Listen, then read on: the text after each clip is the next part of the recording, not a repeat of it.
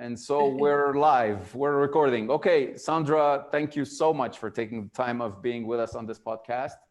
Thank you. I was one of the students at the MBA, at the EDHEC Business School Global MBA, 2015, 2016. Feels like yesterday, right? Now that I see you and I see the campus behind you, and it was really a life-changing experience for me. So for those who are considering an MBA and for those who don't know how much an MBA program could change their careers, how can you present to us the EDHEC MBA Global MBA, basically?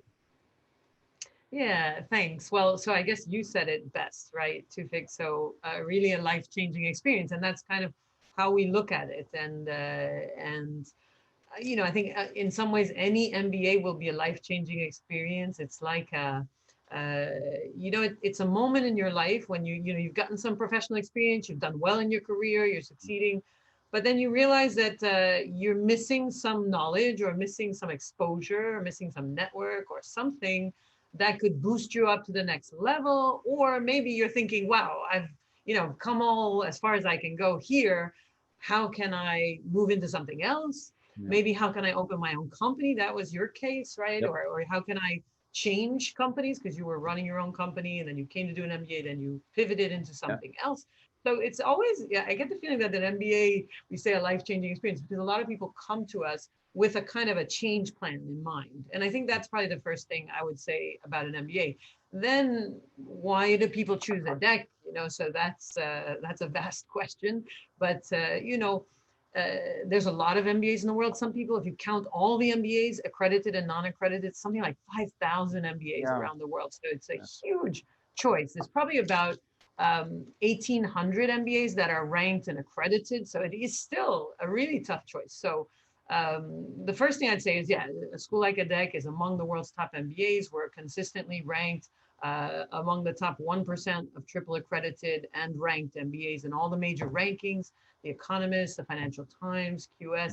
So, that's one gauge of, I would say, external quality, if you like, and knowing where we sit in the global footprint. Then MBAs can be really different. You can have huge MBAs with literally thousands of candidates and participants. And you got a very small MBAs with sometimes 30 students, and in any country around the world today, you can get an MBA in almost any country. So it used to be something only in the US, then it came to the UK, Europe, and now it's expanded. You have MBAs in Asia, et cetera. So I guess what sets us apart is really that we combine three things. So the first is the diversity. So we are ranked among the most diverse in the world. 36 nationalities in my class. I remember. I don't know. Yeah, exactly. Today we have 37. We broke the record, right? Yeah. So that's exciting. In a small class of 77 Absolutely. Students today. Yeah. So that's exciting. And, in our admissions teams, we get excited when we see like someone from Burkina Faso. We call each other like, oh my gosh, I have a candidate from Burkina Faso. So we get excited about it.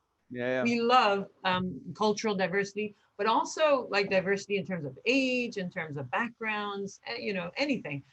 So that's exciting. So diversity is one thing that sets us apart. Then I think it's the intensity of the EDHEC MBA. MBA can go from 10 months till 2 years, actually. Yeah. 18, 24 months, that's a standard MBA. Yeah. Yeah, so you really have to think, how long do I want to study? Oh, we did it in 10. It was so intense. Yes, very intense. Yep. Super intense. Yeah. One of the shortest MBAs on the planet.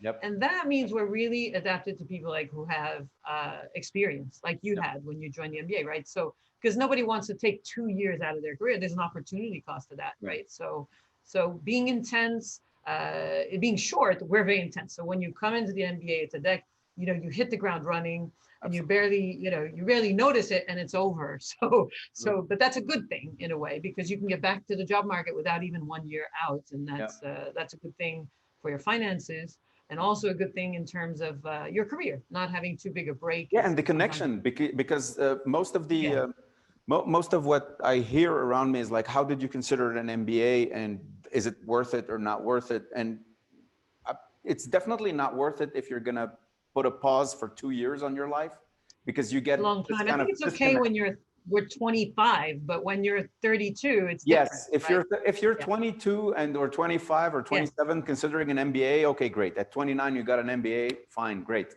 If you're Yeah. 37, 38, I mean, I remember we had a 45-year-old in our class. So that guy That's true. cannot afford to be out of the job market for 2 years, right? So so I think that's what I chose EDHEC as well at that time. I think. Yeah, a lot of people do. So it's that intensity, and that drives the third thing that I think is we're really recognized for.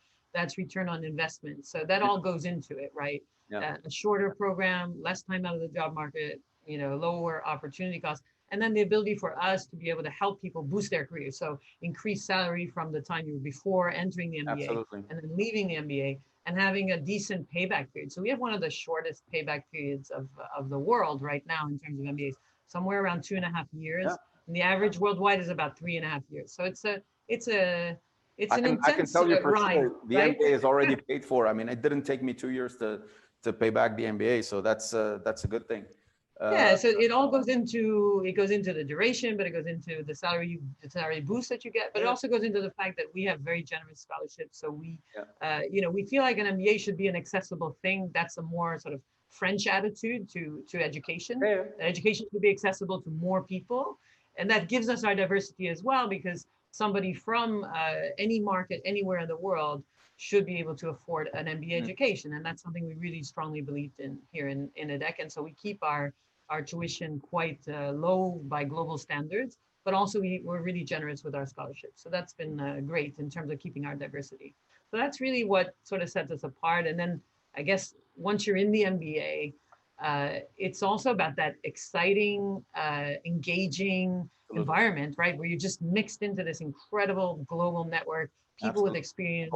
They bring that to the classroom, and it's just very energizing. I think one of the best years of my life, I think, the MBA. Like to be very honest with you, but one of the discussions when people tell me, I said, okay, listen, forget the finance classes, forget the classes on marketing or whatever you want, because these are like, okay, you can get it from practically any kind of MBA. It's not very hard to deliver a quality finance class, but the atmosphere, the people that you're engaged with, like if I have to close my eyes and put my finger on a map on somewhere on the map of the world, I can say I know someone there, right?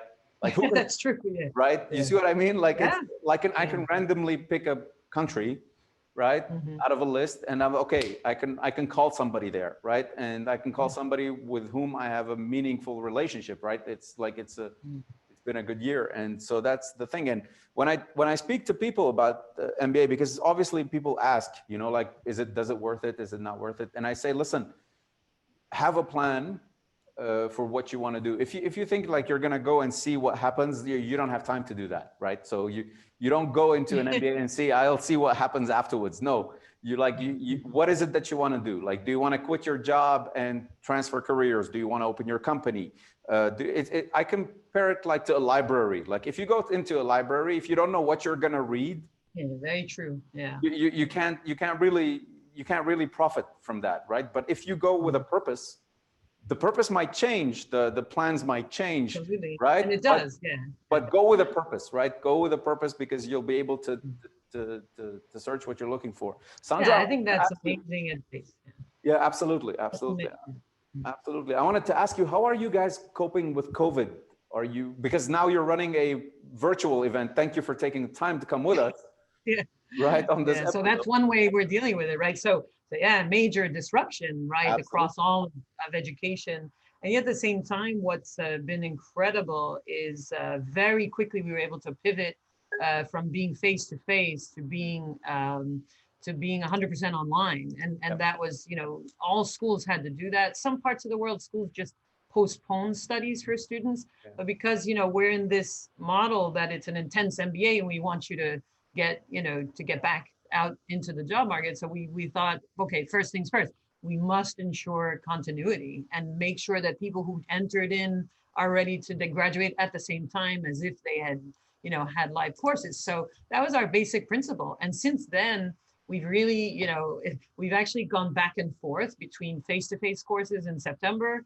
Then the pandemic rose again in France. We were doing great. Yes. And then unfortunately, second surge Now we're back online. We'll probably be back face-to-face end of January. All So right. we're getting into this kind of, we're getting used to it, sadly, to pivot between 100% online. So that's been an incredible challenge for all of education, but for EDHEC, very impressive how our professors have been able to pivot so quickly. And it's interesting because the results of the performance of students on exams are similar to when it was not online. So that means the education quality, at least the learning's still happening. And I think that's great. And our professors have made an incredible effort to do that. And then I think also on the other side, the students' evaluations of professors have actually not lowered that much being online 100% versus live. Of course, we all prefer face-to-face. Of course we do. And as soon as we can go back, we'll be back face-to-face. But in the meantime, it's good to know that through this, this principle of continuity is to say, okay, you're going to meet your learning objectives. You're going to have a good experience, even if it's online. And so that's what we're really focusing on. And that's like the first phase. And I think now we're getting used to this, going back and forth. So now we're really thinking about how do you recreate what we're really missing is that campus life, right? So, things like doing this interview, I think is great because online you get a lot of courses and prepared things and Zoom calls. Yeah. But what we're missing is that informal like hallway chat or when I go have a coffee and there's a few MBAs hanging out in the cafeteria. So we're trying to now recreate some of the more sort of campus life, and our student clubs, for example, are organizing things, and then the class representatives are organizing things around like virtual cocktails and things. So quiz nights. So all those things we're slowly but surely getting back, but of course it's not the same as live. Totally relate. I can totally relate. My business is related with events, right? So trade shows. Yeah. So it. So I can totally relate to what you're saying. Nothing will. Of course, there will be business that will be sold. Of course, there will be businesses that will connect. Of course, business travel will be reduced. Zoom will replace it. Microsoft Teams will replace some stuff. But there's also this emotional aspect. Like you miss going in the aisle on a trade show and picking up a coffee and then bumping into somebody hey, I was just going true, right? Yeah.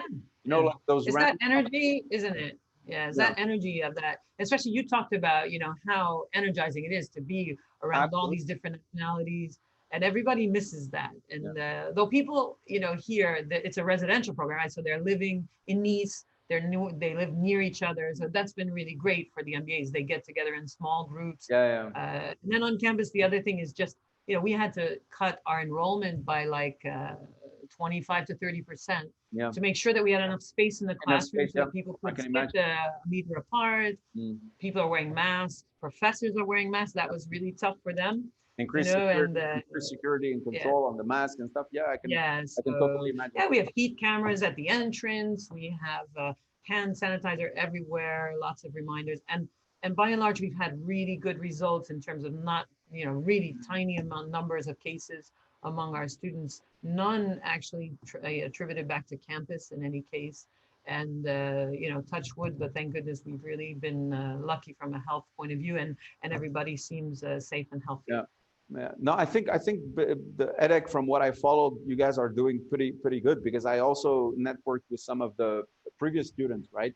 And one of the questions, this is a question I wanted also to ask, is where do you see, because I'm seeing also a lot of debates, if you want, on LinkedIn on education in general in this period where everything is online.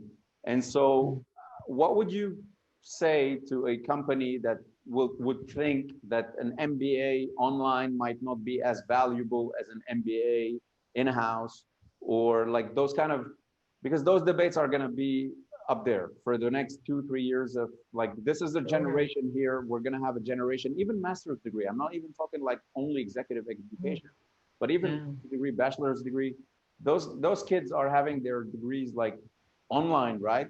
And so so companies are going to say, okay, what's the difference between your school and a Coursera, right? Or something like this. So what can you say about this that just a little bit, let's say, increase the value? Or it's a really good question, and it's kind of funny because there's this sort of when online degrees started to arrive on the market, this goes back now, right? But and particularly in some countries, they've been around a long time. But so when they first came on, people were like, oh, yeah, but it's an online degree and that won't be valued as highly as a face-to-face degree, et cetera. Exactly. But then you had stepping in the very best universities in the world, Harvard's and you know, Wharton, and they were all creating online degree, right? So then you said, so, you know, but then you could say, well, that's not, you know, is there the same value? Yeah. Is an online degree from Harvard worth as much as a non-online? So you had this kind of, you know, feeling that now that COVID has hit, it's kind of been leveled the playing field, right? All right. Everybody's gone online, right? And we've kind of, there's a difference though between this crisis jump online because you need to continue your courses and courses that are designed for online. So there's a really big difference between those two types of online learning. And I'd say most universities today that have, you know, jumped online like us, we're in this sort of replicating classroom learning online in a kind of a crisis situation. More of a reaction. And we're doing as best we can, and we're getting some good results, and we're doing, but it's a temporary thing. We plan to go back face to face. And then there's other online degrees which are designed and born online, right? And those are very different. And it's a different type of learning. It's a totally different population that follows those kinds of online degrees, right? So I think they're very complementary, and we even see it like with peers who have full designed, you know, born online plus moved online courses, and you can clearly see they're not cannibalizing each other. In fact, they're very different people who are going to sign up for an online degree, which tends to be longer, like a born online degree is a little longer, it takes a little bit more time, there's more autonomous work, you have to be very self-motivated. They put in, you know, of course, lots of things to generate network and to communicate and to chat and to have discussion, but in the end of the day, you have to be extremely self-motivated in an online course, right? And in a face-to-face course, you've got this sort of collective energy that happens that brings you through it, right? And you've got the intensity that you can't necessarily have online because nobody could sit through that many hours online in such an intense period. So I guess there's a pretty big difference between the two. And I think moving forward, I think they'll just be in parallel. And what will be great is if we can have born online or designed online at the same, and then also face to face. And then rather than doing sort of crisis online learning, we can rely on our online learning program when we need to replace face to face. And it'll be a higher quality, of course, right? But the challenge is getting it to be the same time frame and deliver on your promise to get people in and out of the program within 10 months, because that's harder when you're online than it is when you're on face to face. So those are some of the, you know, the challenges that lie ahead, I'd say. But online learning, and we've learned this too from COVID, even the kind of like crisis online learning we've been delivering, we've learned so much. And professors have actually found that sometimes engagement is better online. Absolutely. And sometimes they found that certain case studies or shared whiteboards are better online, right? Because everybody can do it at the same time. And you can do breakout rooms in Zoom, and you can do all kinds of things now I think professors will go back to their face-to-face classroom with a different outlook. Okay. And even though they'll be happy to be back, I think you'll see a lot more, and we're hoping and we're driving that to have more digitally enabled classrooms. So not 100% digital, but using digital to enhance the classroom experience that we had before, right? So would you consider more online cases, more online simulations, and then you use the classroom to kind of discuss all that and bring it back together. So that's probably where I see it going. I don't want to get into confidential stuff, but would you consider as EDHEC at some point to get like a hybrid program where some people are going to be able to follow some of the courses from across the planet and then maybe join for another 3 months at Nice? Because I think travel will be also a difficulty for the next, let's say. Yeah, you're right. Yeah. So the change in travel is a major change for us, right? Especially global MBAs. You know, if you're a local MBA, you're not so affected by travel. Yeah, I mean, we have destinations, right? Singapore, South Africa, and San Francisco, I remember. So there's 2 global trips during the MBA. Also, people fly in from all over the world to do this program. So you have to, that's a good question. Are we going to be able to rely on that in the future? And it's a really good question. Or should we become a kind of a regional European Schengen space? Or suggest like a global online MBA that would enable some you would have like antennas. Like I think there's a campus in Singapore that can dispense for Southeast Asia. I think there could be the opportunity with some of the partner universities to have something like, is that something that you guys are looking into right now, or are you considering really temporary this whole thing? Yeah, well, I think in the immediate, of course, the train is moving, right? So we still have to do our, like we can't just stop, right? No, That's the thing, you can't just stop, right? Everybody's on board, and here we go, right? So we have to keep going. So that's part of our business. I think, for sure, at EDHEC in the future, there's an online MBA in the works that will come. And then I think once you have an online MBA, you have that potential to be able to blend. So combine physical and online, and then combine cohorts, or maybe in different parts of the world. And why not use our campuses in London and Singapore, and offices that we have elsewhere with our partner universities, like in Berkeley and LA, and in Korea and Seoul. So yeah, maybe those are things that are on the timeline in the future. I think the first step to that is having a kind of a sister MBA that's fully online, and then being able to find a way to blend the both. And we're probably blended MBA is more adapted to the executive MBA at EDHEC, because that's a part-time program where people are working. Yeah. So if you're already part-time, then that makes it easier, right? To be able to do online, blended, come in and out. Yeah, the global MBA. So I would expect to see that more. Yeah. Global MBA, I consider it like a reset. Like it's when you go to the gym to prep for 9 months or 10 months before a athletic competition, right? So that's how I see the global MBA. Is like, okay, you have a target, you have something you want to achieve, and then you go there. You get into those intense, like boot camp kind of a.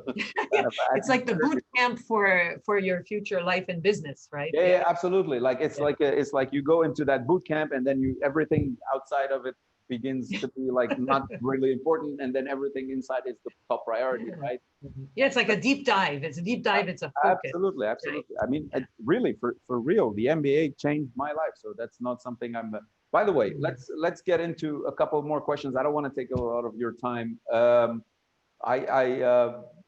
What can we say to companies today? Because obviously the gap between business schools in general and companies is basically, there's this gap. Like there is not a single person going out of an MBA program that I spoke to from EDHEC or from other MBAs that didn't tell me like, listen, man, that like, okay, the MBA, but there's something missing in companies. And like, there's this gap between corporate life and what the MBA prepares you to do. So what would be your message to business leaders in the future that could reduce that gap? Like, I think, like if the MBA is to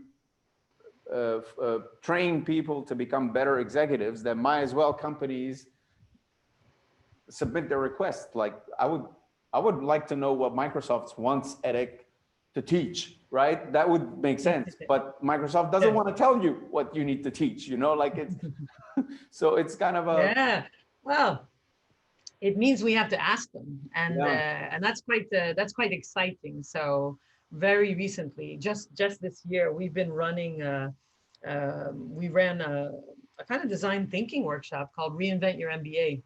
Okay. We invited students, alumni, some corporates, and professors, faculty, and administrators all together, kind of said, let's reinvent the MBA. What should it look like? So that was the first step.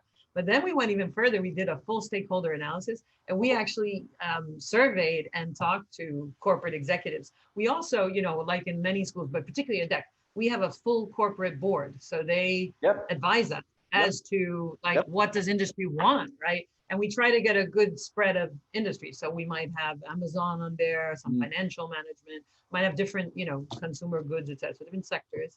And there's also a lot of studies done about what are through GMAC and through some of our organizations, through what are companies expecting. It's interesting when you compare also with things like the future of work from the World Economic Forum.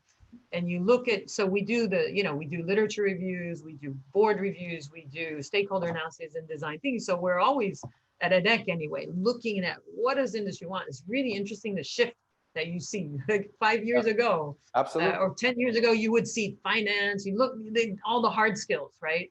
Then we shifted to things like leadership and this kind of. Yep. And now where it's flattening out. So in the top, you'll things like collaboration, Yep. communication, critical thinking, problem solving. So these are all very collaborative types of skills. And so you actually can tell that the need in business is changing, right? Now more and more some of the hard skills are being done I by even refuse to call experts or them soft machines. skills. You know, like I even refuse to call them soft skills. They're not so soft anymore. Like, Yeah, I agree. like people call them soft skill, but they're not so soft anymore. Like AI will replace the best developer on the planet in the next 20 years. I'm not sure AI can still replace a good leader, right? Like that's the thing. So what we see emerging, because you're right, so AI may replace accountants in the future. So we teach accounting in the MBA, right? Yeah. But what we're trying to teach in accounting is solving problems with accounting. And you had the accounting course at EDHEC, and that's always been the case. So we use cases and we throw you in on the deep end and say, figure this out from an accounting point of view. So we're more and more looking at that experiential learning. And I'm trying, and we tried this year, for example, very exciting. We did a live case with the director of marketing for L'Oreal China. Wow. And she asked the students to work on repositioning one of the traditional Chinese beauty brands. And it was so exciting, just to have them work on it. And they gave her their ideas, and she walked away with a pocket full of ideas and thoughts about, where this generation of leaders would bring her company. So we're trying to move more and more towards that, so that it's not as siloed as before as well, because used to do finance and marketing and everything was its own subject, and it still is. Yep. But we're looking for more ways to integrate across those, because more and more future CEOs and future business leaders, they really need to be able to integrate these things. And there's no there's no hierarchy anymore between what's more important today. Yep. Technology, marketing, finance, no, they're all important, right? And you have to be able to see how they interact, how they work together. Absolutely. Okay, so what would you tell I'll end with two questions. What would you tell your students, like me, who will be like with the alumni or the current students? How can we help? Do you need information? What is it that you want us to do to make this work for you guys? It's nice of you to say that, Tufik. So one thing is great is this kind of conversation. I think it's always inspiring for students to see what alumni are up to, and to see also your that you feel strong enough about your school that you're willing to do something like this. Is fantastic. And alumni give so much back to the school, and that is probably the thing that makes me get up in the morning to go to work, to be honest with you. It's really, I just got off the virtual fair. I had Valentina who's in Berlin. She's from Nigeria. She was online to help discuss things with new candidates for the MBAs. Our interviews for the MBA are now all done by alumni, for example. So that's fantastic. I think right now, if I look at the need right now, the classes coming out are facing the toughest job market we've ever seen. Yep. I mean, this makes the financial crisis look like a cake, right? Oh, yeah. So this is 19. So this is 1929. Yeah. If you need a little bit of history, this is 1929. Yeah. So it's. Oh my gosh, yeah. So it's a tough job market. 2008, jobs are changing. They're going to work remotely. Companies are hesitating. Yeah. So I think that probably the biggest thing I would say to alumni is, if you have something opening up in your company and you think an MBA profile might be right for that, yep. then it's, send it over to the school. We'll do our best to send you qualified candidates. We work very, on a talent sourcing basis, this kind of thing. And then even just sharing experience, working with the student clubs and giving them a little bit of inspiration and hope, I would say. I connect with everyone on LinkedIn. Like when I see EDHEC MBA, great. I don't care. I don't need to have met you, like you're an EDHEC MBA, period. Like connect. It's as simple as that. It's answering one of the students' email requests, right? We will meet someday, but just connect. Like all I need to see is EDHEC MBA in your curriculum, and that's it. You're connected. Right. So exactly. And you've had that feeling when you're kind of at the end of the MBA. It's been an incredible experience. Yeah. And it's like, there you are out in the big wide world, right? So it's good to know you have a community around you. And I think the alumni do an amazing job of that already. So I just say, keep it up. And then also think about opportunities, internships, jobs, projects. You know, today anything goes. So I think that that's maintain really with connection and life reach out. cases, Yeah. stuff like that. I mean, we can do more and more exciting things now. That's one thing we've gained from COVID is, you know, the last time we had an alumni event, we used to have to fly people in, right? So you Absolutely. could only fly people in from so far, right? I remember For a when one-day I was event. I remember when I Yeah. was there in 2015, 2016, we had this, like we had a physical event Yeah, you had where a you had live event. people coming in, No, and yeah, I was one of the students who was like, yeah, this is the MBA, this is the class, this is what we do, you know. yeah, yeah. So now we do it online. So now we bring in alumni from China, from Yep. Latin America, from the States. It's great. So that's been a real benefit of being comfortable online and comfortable with remote. Everybody's comfortable with it now. So that's fantastic. Someone might have an interview with Amazon. We just grab an alumni on the line and say, hey, would you mind helping out these students who have interviews? Cool. Give them a mock, Yep. give them a hand. I think that's probably right now, if there's a call for help to the alumni, would be that. And then for the students, I guess it's it's a When I year when you Yeah, need to when I be say students, patient, I mean right? Yeah. students, current students, or anybody considering an MBA, like basically, like anybody new to this, right? Like not. Yeah, yeah.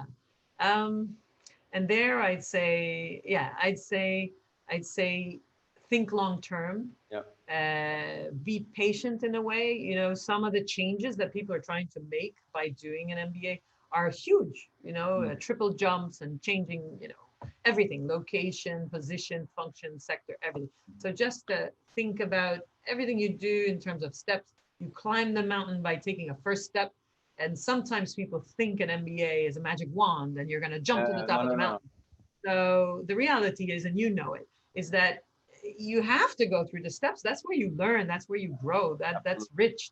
That's a career, right? Absolutely, Yeah. absolutely. And I think what you're touching on is super important. Patience is basically like how many times, like I think of it like an entrepreneur, and I think anybody who's gonna join an MBA program is kind of a thinking in an entrepreneurial way because it's like a business decision, right? And so I would It say, is. how many Yeah. times in your lifetime you will have the world that's literally gonna stop? And I've seen people change completely careers. Like I've seen nurses open. I've seen people that have restaurants that are opening something else. Like I've seen nurses that are leaving their practice and becoming teachers. I've seen school teachers that are now lecturers online, right? So how many Yeah. times in your lifetime you'll have the opportunity of like literally the world stopping a little bit? Let's put it this way. I mean, okay, it's a drastic stop, nobody wants it, but like it stopped, like everything is moving a little bit slower, right? So maybe this opportunity is to say, okay, I don't need to go Amazon Prime in things, I can wait, right? Like I don't need a fast delivery on everything. I can just take a step back and reevaluate what I want to do. And the MBA is I think it's a good opportunity to sit down and think also. Like it's, Yeah, I think you're absolutely right. I think an MBA offers the opportunity to take a step back, look at yourself, yep, and look around you as well. yeah, And when you're, you know, when you're nose down in your job, you don't really always take the time to do that, do you? You're worried about, you know, meeting your targets, and you're worried about, you know, what's your next step and this kind of thing. So it does offer you kind of a kind of a breath of fresh air, right? Because yeah, you can step out, and it's, you know, it's all about the learning, isn't it? It's learning to learn. yeah, You know, what you learn is gonna become obsolete, right? But learning to learn, learning how you learn, like how do you best learn? Because that's, you know, today with everything changing so quickly, we're just going to have to keep learning the rest of our lives. And I absolutely. get the feeling that doing an MBA is a chance for you to say, okay, uh, what also learn what you're good at, learn what you need more support in, learn what kinds of environments you want to be in. Yeah, You know, though there's a lot to learn in an MBA, and it's very concentrated, but you leave there, you know, fortified and really ready to take anything that someone's going to throw at you, yeah, because you've got that solidity behind you. You've got that self-confidence, yeah, and you've got the ability to say, okay, I know when to be on my guard or to get help. I know what I don't know, yep. but I also know what I know. What You know? Yeah. exactly, exactly. Okay, Sandra, I don't want to keep you more than that. I thank you so much for taking time for this. It's really a pleasure. It's good to see you after those years. And I haven't properly congratulated you on becoming the director because you weren't the director when I was there. That's true. But I texted you on LinkedIn when you got the promotion, and I just want to direct you, like, congratulate you now. I don't think anybody deserves it more. So congrats. Thank you very much. And you know, just being able to have this chance to chat with you in your living Zoom has been a great honor. So I thank you for that. I really do. And thanks for your congratulations. And you know, I love this MBA, and I will keep it growing for you, because you know it keeps paying back over time. Yeah, well, use us. We're count on me. your eyes and ears on the market, so use us. If you need anything on this, reach out. Perfect. Thanks so much, and good luck with everything you're doing to FIC. Thanks. We're very proud to have you.